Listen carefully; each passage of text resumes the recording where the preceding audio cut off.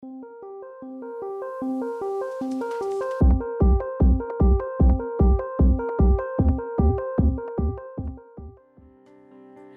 I'm Janice Appleby, Chief Human Resources Officer here at Vizo Financial. Welcome to HR Ready. Here is your HR question for today. According to a report from Boston Consulting Group, which HR practice has the second most important economic influence on a company's overall performance? A, recruiting. B, performance management and rewards. C, managing talent. D, onboarding of new hires and retention.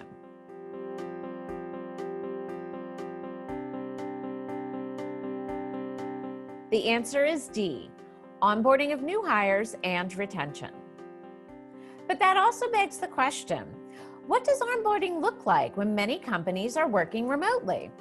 That's what this episode is all about. Adopting and establishing a virtual onboarding experience for your new hires that engages and excites them to be part of your credit union. While virtual onboarding is designed to hit on the same topics as typical in-person onboarding, creating a welcoming environment is going to look different. It's going to involve a new perspective on new hire retention and taking intentional steps to make the process high-touch and interactive.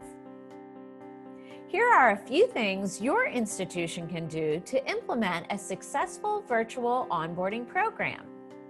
Embrace technology. As with anything virtual, technology is going to be involved. It might seem cumbersome to handle all the different technologies you'll need for virtual onboarding, but the secret is embracing it. Zoom is your friend, and video meeting software is going to be a huge asset in conducting your onboarding. The use of breakout rooms and chat features allows for direct interaction and discussion between your onboarding facilitators and your new hires. It's also important to equip your new employees with the technology necessary to acclimate to the company and do their work. In a virtual setting, that might mean delivering computers to their homes and scheduling one-on-one sessions between the new hires and IT. The sooner you can get technology into the new employees' hands during onboarding, the better the virtual onboarding experience will be. Develop an onboarding schedule that is effective but not overwhelming. In an in-person setting, onboarding can be spread out over several days in the office. However, virtual onboarding can become overwhelming if it entails sitting through Zoom meetings for hours on end. Spacing out onboarding sessions, utilizing videos, and creating a very specific agenda can help make the process less burdensome and more effective for new hires. What your credit union's virtual onboarding schedule will look like is up to you. It may be a full week or it may be only a few days, but breaking up the information in smaller increments will lend itself more appropriately to a virtual setting. Highlight the roles of the hiring manager and a buddy. Two people are going to play a huge role in a virtual onboarding program. The hiring manager and a buddy who act as guides during a new hire's first few weeks. The hiring manager's role isn't likely to change much even in a virtual environment. It just makes their job even more important. It's critical for the new employee's manager to check in with the new employee and to ensure they have all the tools they need to become acquainted with the company and their job, as well as serve as their support system.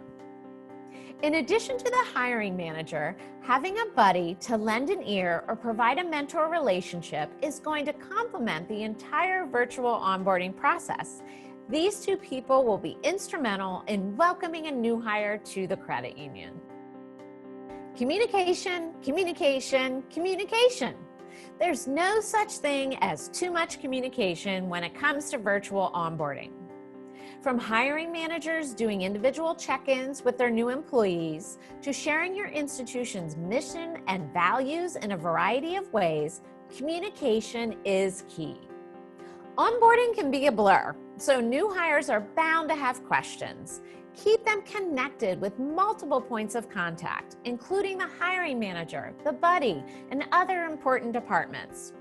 Also use virtual onboarding to communicate your company's expectations, culture, and values clearly and creatively. Feel free to switch it up with things like videos, live discussions, and PowerPoint presentations. Keep engagement and connection top of mind. There's nothing worse than a series of boring presentations and a barrage of information, right? Make sure your virtual onboarding process is full of entertaining sessions and discussions, and encourage as much socialization as you can among fellow new hires and other staff members. Set aside time for virtual happy hours, or even do something as simple as asking people how they feel about remote work.